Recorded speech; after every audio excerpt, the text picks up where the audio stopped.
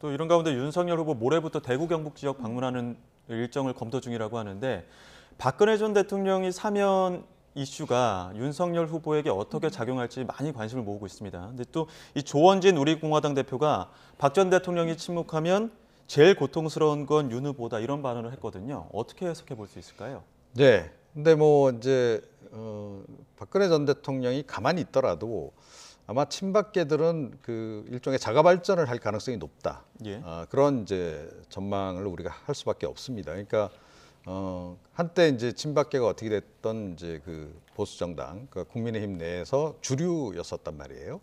그런데 지금은 이제 많이 이제 밀린 상태죠. 그리고 예. 심지어 지금 윤석열 선대위 내에서조차도 구친이계가 어떻게 보면 다시 주류로 부상을 했고 친박계는 이제 극히 일부만 지금 참여를 하고 있는 이런 상황입니다. 그래서 본인들이 많이 소외되고 있다 이 생각을 좀 하고 있고 언젠가는 우리가 복권하겠다라는 의지도 굉장히 강한 거죠. 그래서 이런 사람들 입장에서는 박근혜 전 대통령 이번 그 사면이 굉장히 좋은 계기가 되는 겁니다. 그래서 이걸 활용해서 본인들의 당내 입지를 강화하는 그런 수단으로 이제 활용할 가능성이 높은 거고 그런 점에서 그 뭐 조원진 그 대선 후보 역시 이제 이 범죄로부터 벗어난다라고 보기는 좀 어려운 거죠. 그래서 상당히 좀 자기 정치적 관점에서 이번 언급을 좀 한 것으로 이렇게 이제 보이긴 해요.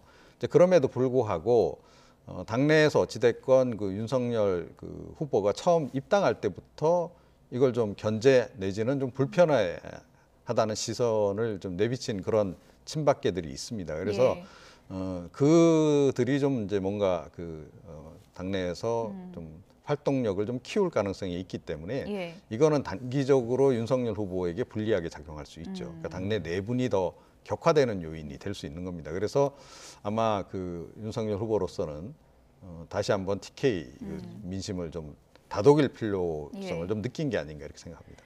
박근혜 전 대통령 사면에 따른 민심이 좀 요동칠 수 있다. 이런 것과 더불어서 또 TK를 외관화 좀 들여다보면 최근 여론조사 보면 중도 이탈도 있지만 보수층 자체가 흔들린다. 이런 분석이 있더라고요. 예, 그렇습니다. 그러니까 TK 지역에서 그러니까 이번 그 사면 관련해서도 의외로 긍정적인 여론이 이제 나온다는 거죠. 그런 부분이 있고 예. 그다음에 조금 전에 말씀드렸듯이 TK는 어찌됐건 과거에 그 친박계의 그 근거지나 다름이 없는데 예. 그쪽에서는 뭐 전부는 아닙니다. 하지만 일부가 여전히 윤석열 후보에 대해서 맞듣지 않게 생각하는 그런 사람들이 또 있다는 거죠. 이제 그런 부분들이 이제 우려가 되는 지점인 거고 안 그래도 지금 이제 캠프 내에 뭐 이준석 대표 얘기 좀 조금 전에 했습니다만 지금 내분이 발생한 상태인데 그렇죠.